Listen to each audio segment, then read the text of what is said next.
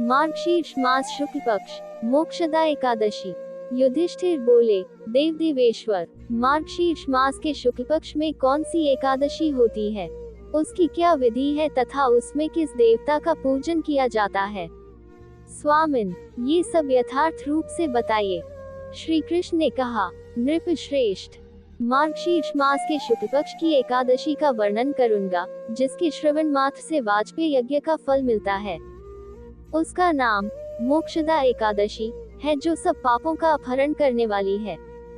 राजन, उस दिन यत्न पूर्वक तुलसी की मंजरी तथा धूप दीप आदि से भगवान दामोदर का पूजन करना चाहिए। पूर्वोक्त विधि से ही दशमी और एकादशी के नियम का पालन करना उचित है। मोक्षदा एकादशी बड़े बड़े पातकों का नाश करने वाली है।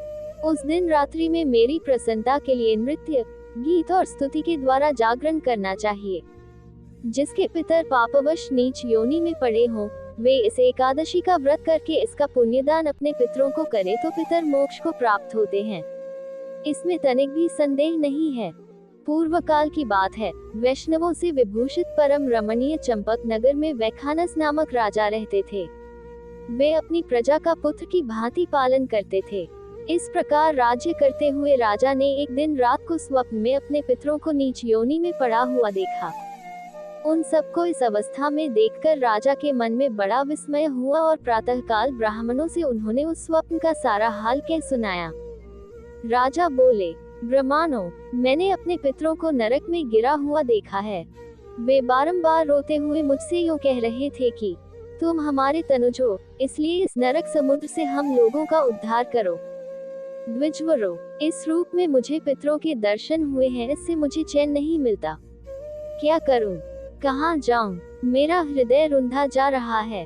द्विजोत्तमों, वह व्रत, वह तप और वह योग, जिससे मेरे पूर्वज तत्काल नरक से छुटकारा पा जाएं, बताने की कृपा करें। मुझ बलवान तथा साहसी पुत्र के जीते जी मेरे माता पिता घोर नरक में पड़े हुए हैं, अतः ऐसे पुत्र से क्या लाभ है।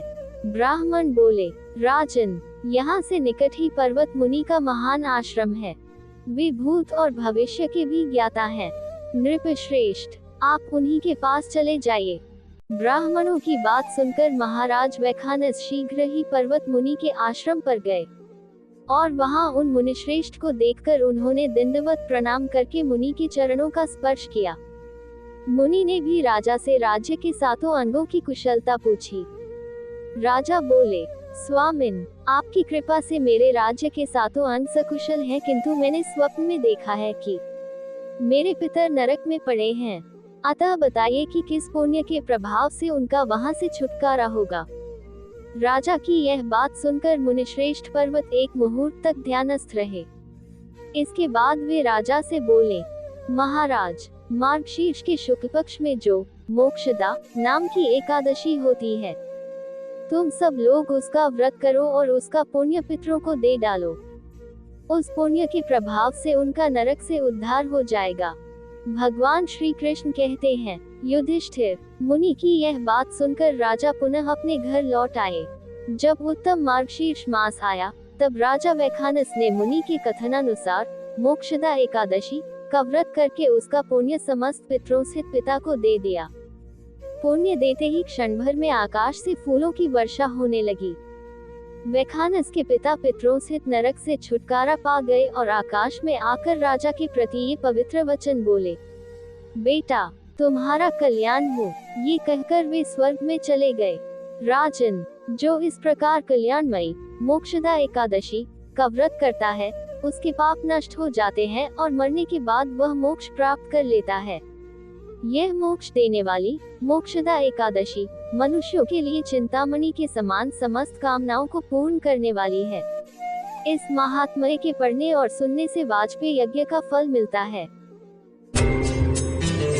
हरे कृष्ण कृष्ण कृष्ण हरे हरे, हरे कृष्ण कृष्ण कृष्ण हरे हरे।